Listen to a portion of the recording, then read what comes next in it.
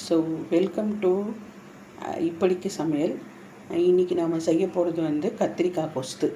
So கத்திரிக்காய் கொஸ்துக்கு நான் ஒரு குக்கரில் என்ன பண்ணியிருக்கேன்னா, இப்போது ஒரு 1/2 கிலோ கத்திரிக்காய், அதுக்கு வந்து 3 தக்காளி போட்டிருக்கேன், 4 வெங்காயம், பச்சை மிளகா உங்கள் காரத்துக்கு தகுந்த மாதிரி நீங்கள் போட்டுக்கணும், சரிங்களா?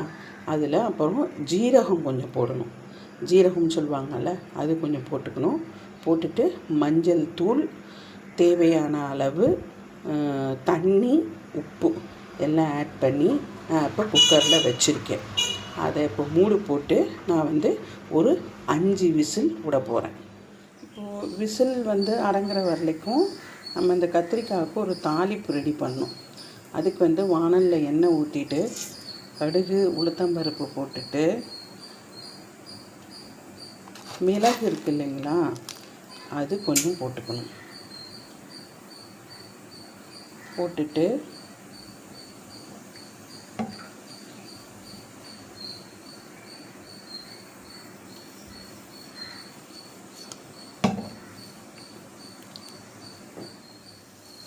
அதில் கொஞ்சமாக கருவேப்பிலை, அப்புறம் கொஞ்சமாக கொத்தமல்லி தழை. இப்போது அந்த கத்திரிக்காய் கொஸ்து வெந்துடுச்சு இல்லைங்களா, அதில் கொஞ்சம் தண்ணியோடு இருக்கும். அதை என்ன பண்ணணுன்னா, நம்ம இதை போல் வடிகட்டி எடுத்துக்கணும். வடிகட்டி எடுத்துக்கணும்னா அது வேஸ்ட்டு பண்ணிடக்கூடாது. நம்ம இந்த வடிகட்டி தண்ணியை நம்ம லாஸ்ட்டாக அதில் ஆட் பண்ண போகிறோம். ஸோ அதுக்காக நம்ம அதை வந்து வடிகட்டி வச்சுக்கிட்டோம், சரிங்களா? இப்போ வடிஞ்சிருச்சு. இப்போது அந்த கத்திரிக்காவை என்ன பண்ண போகிறோம்னா,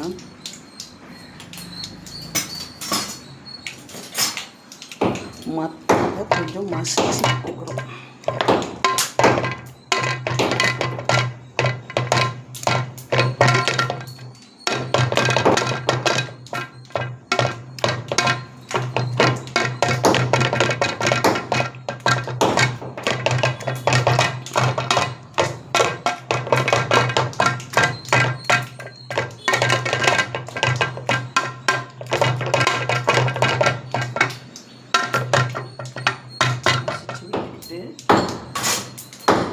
அதை என்ன பண்ண போகிறோம்னா, இந்த தாளிப்பு இருக்கு இல்லைங்களா, அதில்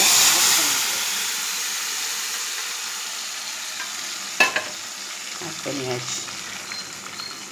அந்த ஆட் பண்ணதில் அதை அப்படியே வதக்கி விட்டு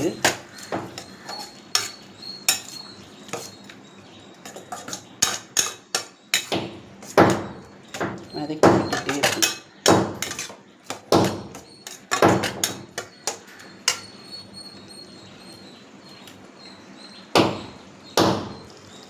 அது கொதிக்கிற போது அதில் 1 ஸ்பூன், நாங்கள் எங்கள் வீட்டில் காரம் சாப்பிட்றதால நாங்கள் வந்து ஒரு 3 ஸ்பூன் நான் சில்லி பவுடர் ஆட் பண்ணுவேன்.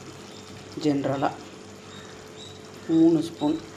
உங்களுக்கு காரம் கம்மியாக வேணும்னா நீங்கள் கொஞ்சமாக கூட ஆட் பண்ணிக்கலாம், சரிங்களா? இது போல் ஆட் பண்ணி மிக்ஸ் பண்ணி விட்ருங்க. மிக்ஸ் பண்ணிவிட்டு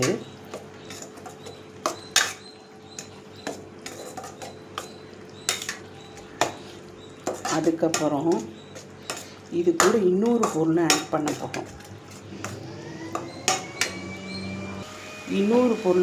போகிறோம். என்னன்னு பார்த்தீங்கன்னா, கொத்தமல்லி பவுடர்.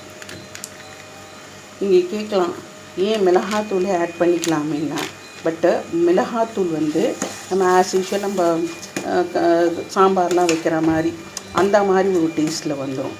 ஸோ நம்ம வந்து குஸ்துக்குன்னா இதை மாதிரி தான் பண்ணணும்.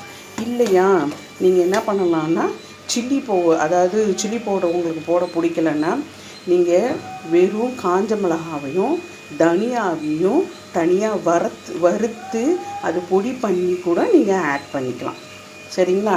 இப்போ நம்ம என்ன பண்ண போகிறோன்னா, இந்த வடிஞ்சு வச்சுருந்ததுங்கள தண்ணி அதை வந்து நம்ம என்ன பண்ண போகிறோம், இதில் தேவையான அளவுக்கு ஊற்றிக்க போகிறோம், ரைட்டுங்களா? ஊற்றிக்கிட்டு இன்னும் ஒரு கிண்டி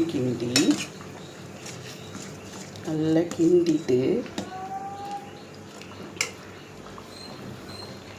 கிண்டிட்டு இப்போது நம்ம அந்த சில்லி பவுடரை ஆட் பண்ணி தனியா பவுடரை ஆட் பண்ணி தண்ணியை ஆட் பண்ணி கொதிச்சிட்ருக்கு.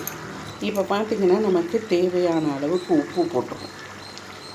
நீங்கள் டேஸ்ட் பண்ணிவிட்டு கூட அப்புறம் வேணும்னா கூட ஆட் பண்ணிக்கலாம். எவ்வளோ உங்களுக்கு உப்பு தேவையோ அதுக்கு தகுந்த மாதிரி ஆட் பண்ணிக்கலாம்.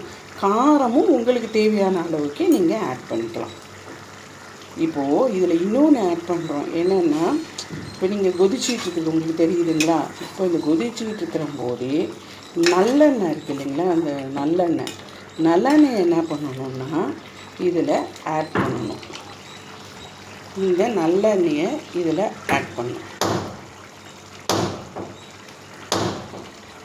தேவையான அளவுக்கு ஆட் பண்ணிக்கணும். உங்களுக்கு நல்லெண்ணெய் வேணாம், இல்லை நாங்கள்லாம் கடலெண்ணெய் தான் யூஸ் பண்ணுவோன்னா நீங்கள் கடலெண்ணெய் கூட யூஸ் பண்ணிக்கலாம். உங்களுக்கு அதுவும் நல்லாயிருக்கும். பிகாஸ் நான் எதுக்கு ஆட் பண்ணுறேன்னா, கொஞ்சம் நான் சில்லி பவுடர் எக்ஸ்ட்ராவாக ஆட் பண்ணியிருக்கேன் இல்லைங்களா? அதனால் எங்களுக்கு கொஞ்சம் காரமாக வேணுன்றதுக்காக நான் சில்லி பவுடர் எக்ஸ்ட்ரா ஆட் பண்ணதால் நான் நல்லெண்ணெயை ஆட் பண்ணியிருக்கேன். இப்போ இது கொதிச்சுக்கிட்டே இருக்குது. இப்போ இது எப்போ நீங்கள் நிறுத்தணுன்னா, இப்போ இந்த கொதிச்சுட்டு அந்த பபுள்ஸ் மாதிரி புளுக்குன்னு வருது இல்லைங்களா? அந்த ஸ்டேஜில் எண்ணெய் பிடிக்கிற போது நீங்கள் ஆஃப் பண்ணிவிட்டு இட்லிக்கு தொட்டு சாப்பிட்லாம். தேங்க்யூ.